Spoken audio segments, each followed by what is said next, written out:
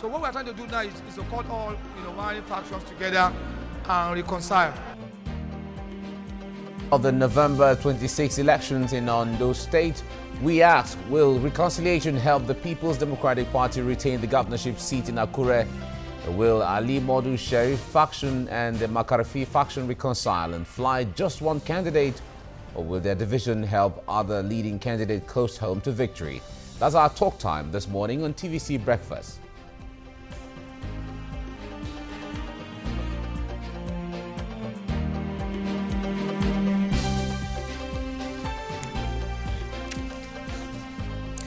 Thanks for joining us on TVC Breakfast this morning. I am Mike Okwoche. Top of the morning to you. I'm Busola Mituanshi, also coming up for discussion. The ongoing cycle of self-help, reprisals and vendettas is producing an unacceptable toll of death, destruction and pain. Clashes between herdsmen and farmers rage on as moves to settle disputes defy solutions. What should the Ministry of Education be doing, Ministry of Health? What should all of this human capital that we have, what should they be doing in order to restore them back?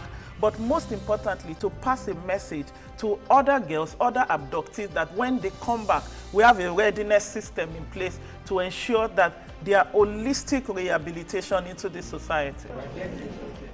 Will the Chibok girls be properly reintegrated into the Nigerian society?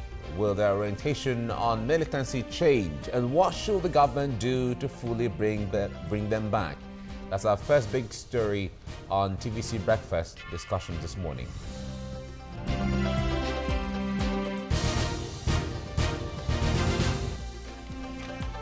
It's really a matter of concern to everyone on how the Chibok girls that have been released will actually be reintegrated, not just being sent back to their homes, but the way they'll be reintegrated, the way they can live normal lives. Indeed. I think it calls for some concern. And to an extent, I think the federal government has been able to up their game, because before now, the activists, the Bring Back Our Girls campaigner, Buki Shonibari, who is a friend of mine, I know, has been working tirelessly with the Nigerian government to say, okay, this is the steps that we go through when these girls are released. And I think the government is cooperating, so that should work. Now, even before now, the reports as to the face-off between the government on one hand and the BBOG group, who were thinking that they are all working for the girls to come back. They are all working to create awareness amongst Nigerians as to what we had. We had a retired general here yesterday who was saying that the Nigerian people have a role to play in ensuring that the fight against terrorism is won.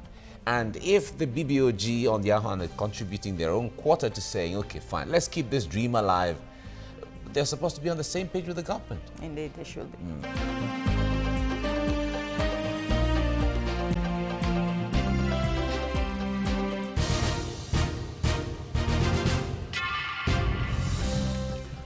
Alright, it was all joy as the recently released 21 Chibok girls were reunited with their parents. This took place at the Thanksgiving service organized for them in Abuja at the Department of State Services Health Facility. TVC's Kemi Balogun was at the Thanksgiving service. The 21 released Chibok Girls Thanksgiving service was organized to make the girls feel at home and to thank God for bringing them back safely. And the girls used the opportunity to unwind and be thankful. They sang praises.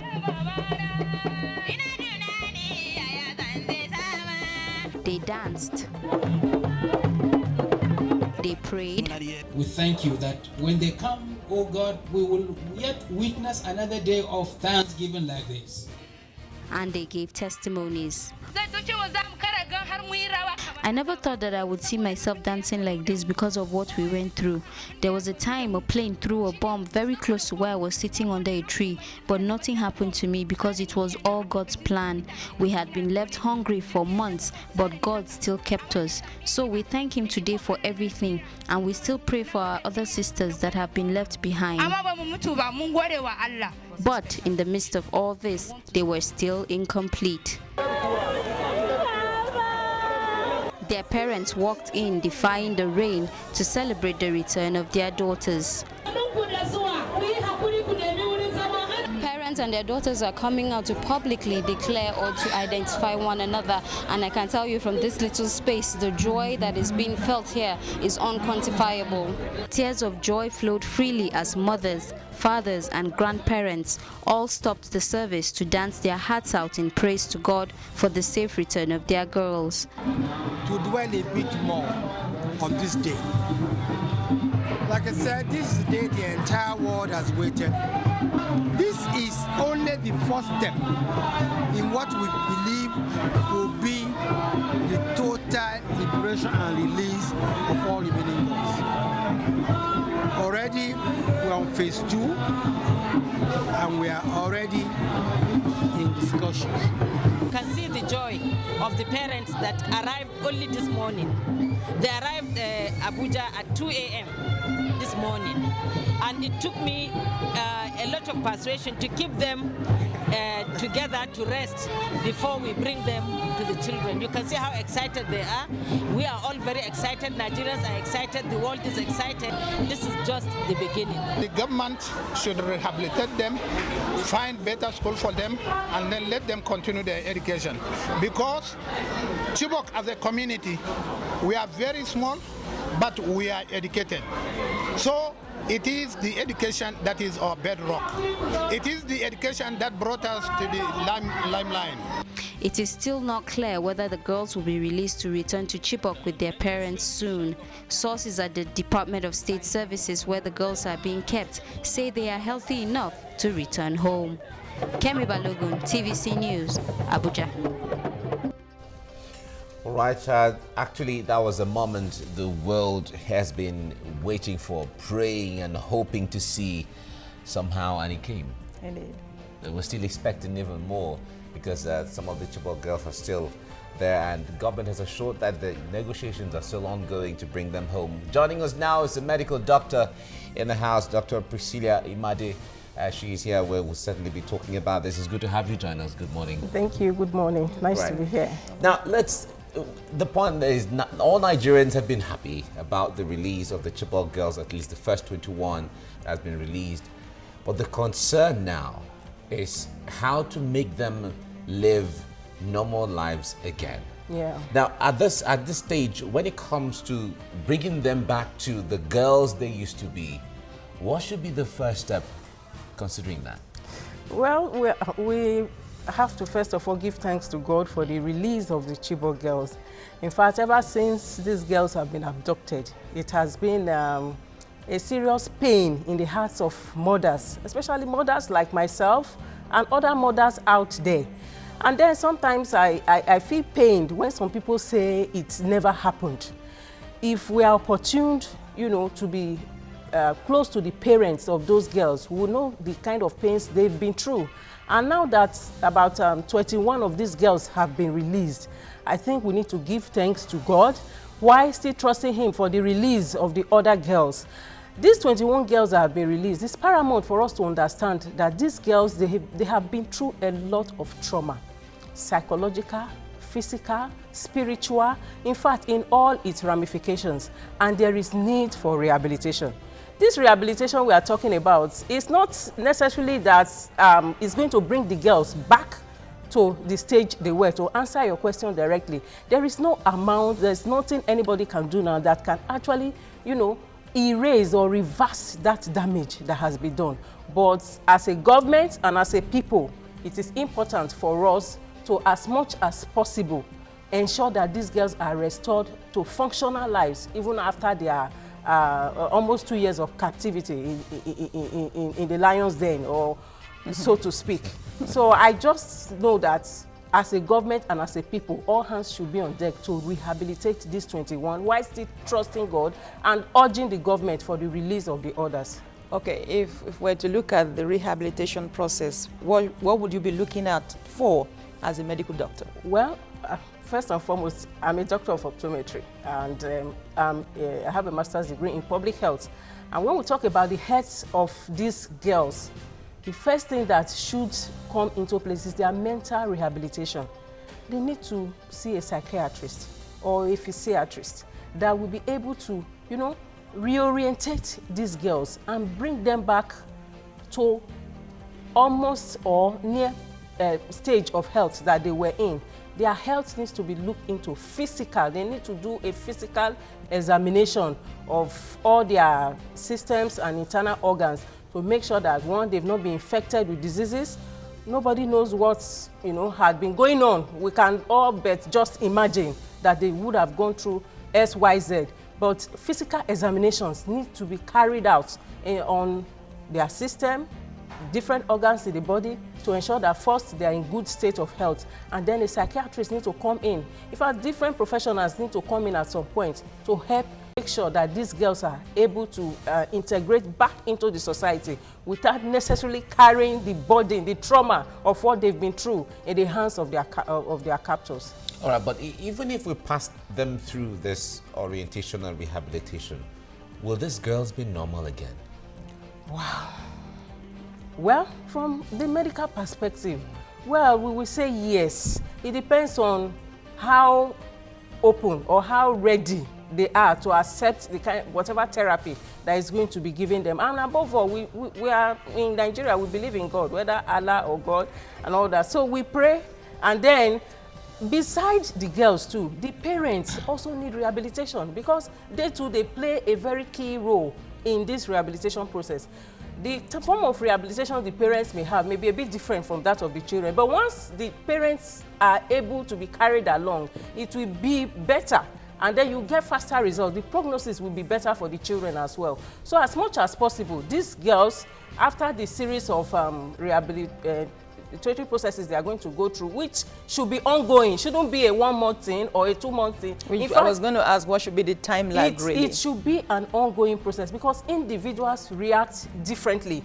Somebody can take XYZ medication and be okay, while another person may need like 1 or 2 or more boots. You see, individuals are different, so their individuality has to come in, and it's based on that you know, the government can determine what duration it should take.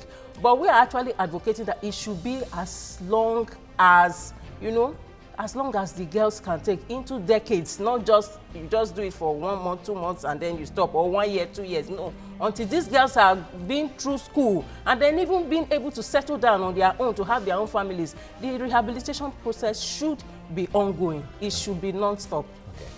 All right, joining us from our Abuja studio is a member of the Bring Back Our Girls campaign, Aisha Yesufu. Aisha, good morning. It's good to have you join us. Now, let me say congratulations to you and your group, one way or the other, keeping the dream and hopes alive for Nigerians. And one somehow God is answering. Everyone believes in God, like Dr. Emadi said here, that all Nigerians believe in God, whether Allah or God from the Christian perspective. Now, the BBOG has kept government on its toes one way or the other, keeping the hope alive. Now that we've started seeing the results of some of the hopes and some of the prayers your group has had over the years, where do we go from here with these girls? Thank you very much once again for having me. Like you said earlier, indeed, God has answered our prayers.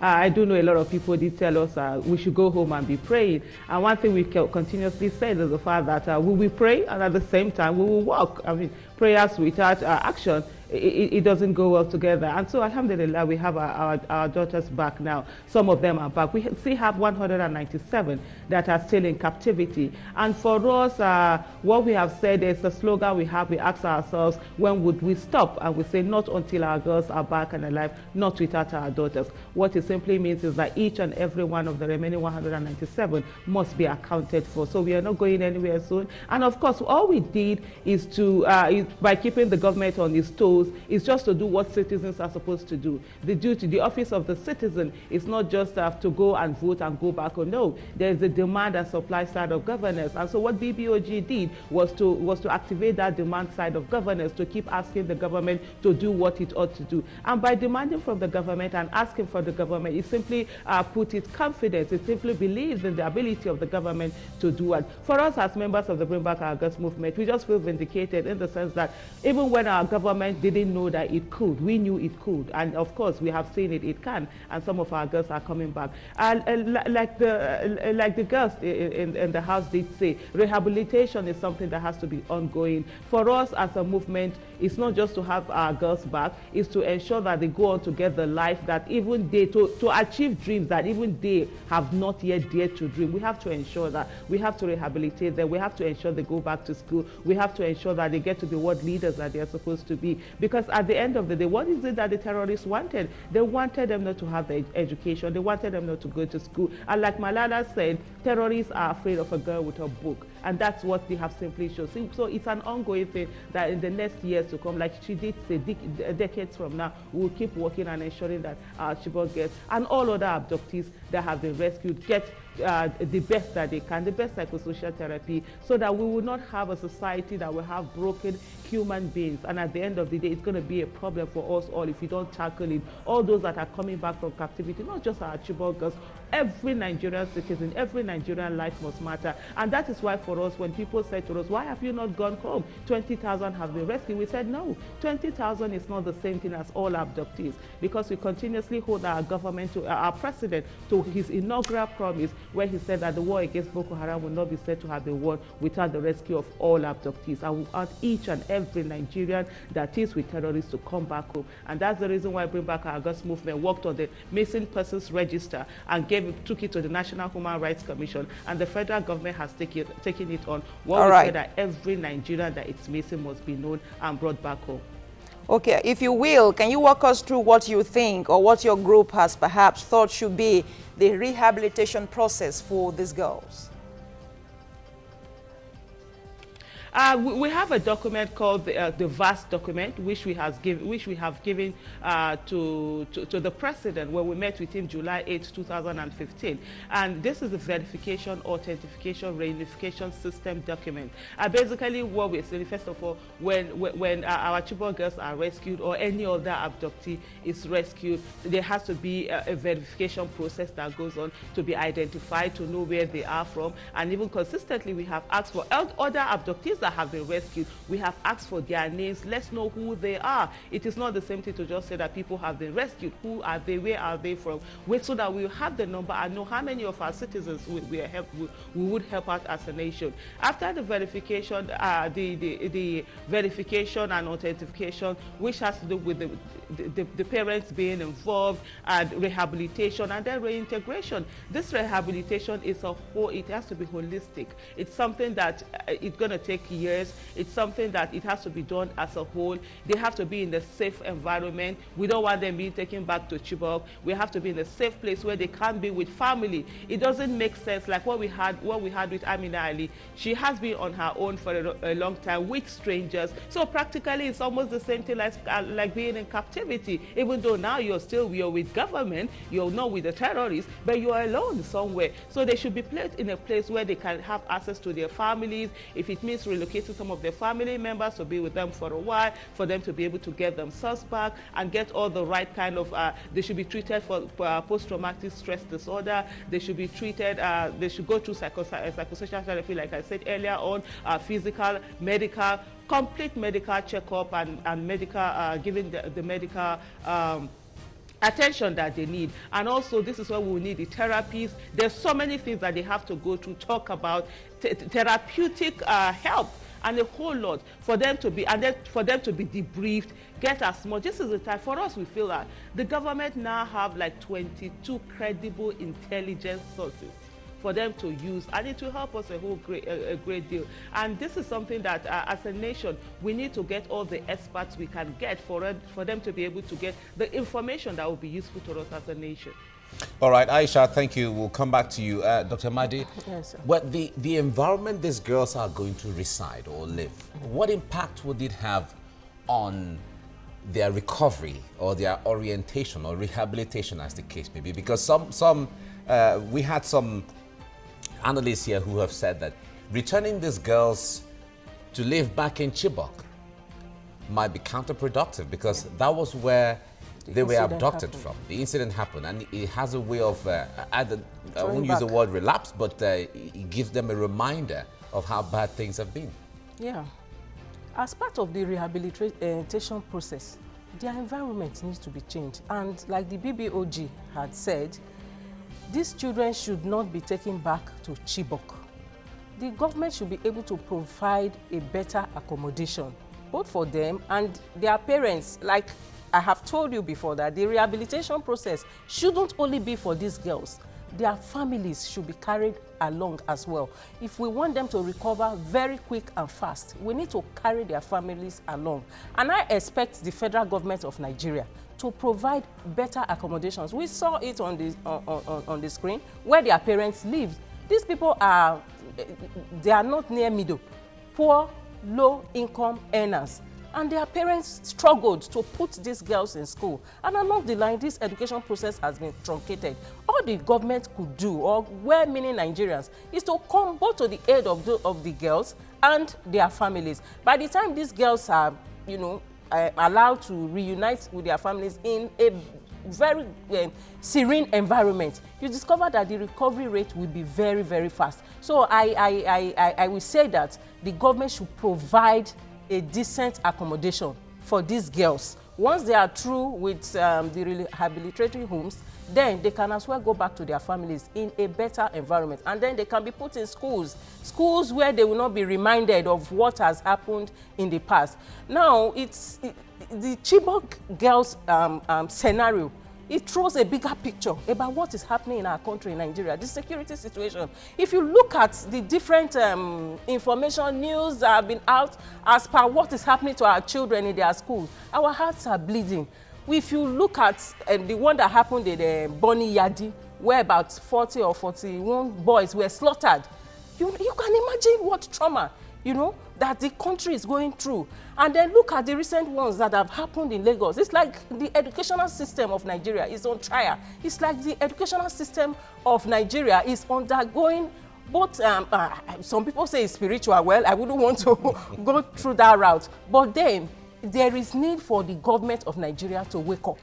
We need to wake up as a people, and we need to sit up as a government to ensure that education is free and is safe for us, especially girls. As children, we are more vulnerable. As women, we are more vulnerable. So we are really advocating that the government should please step in place. Do it like it's done in those countries where they visit. We go outside Nigeria. We see the things that happen. We see the way the government, the people, they take care of their children. They value the lives of their citizens. What do we have here in Nigeria? Do we need to come and start preaching and campaigning every day for the government to take care of these girls, to make sure that they are reintegrated into the family in the quickest possible way? It is high time that as Nigerians and as the General Muhammadu Buhari promised, his campaign promises that he was going to make sure that these girls are safe and sound. They should come up and make sure that these things are properly put in place. Giving them an accommodation shouldn't be a big deal. We shouldn't go cap in hand begging the federal government to make sure that these girls are in good and decent accommodation for them to be rehabilitated. All right, Aisha said that as it is right now, we have 21 intelligent persons that perhaps the DSS can get information from. My question is, at what point will it be safe for them to be probed, for them to be asked questions in terms of recovery? Would you want to their memory jolted back to what they are trying to run away from? At what point? Yeah, you see, the DSS, they will have to work with the medical personnel on ground. Like as I've said, individual response is different. So these girls will have to be treated individually and at their own rate. At different points, they will be able to say some things, but then they may not be able to give out all the information all at once. And please, they should not be pushed into giving out or recounting their ordeal all at once.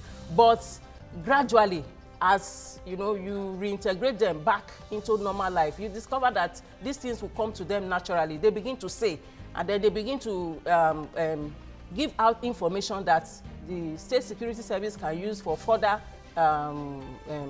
tracing of the so-called group that has kept these girls in captivity. But it shouldn't be the first step.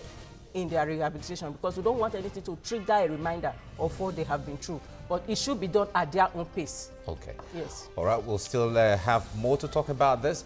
We're going out now on TVC Entertainment, but viewers there can continue with TVC Breakfast on TVC Nigeria. That's on Consat Channel 190 and DSTV Channel 418. Go TV, it is 45, SCTV 510. Let's continue the conversation.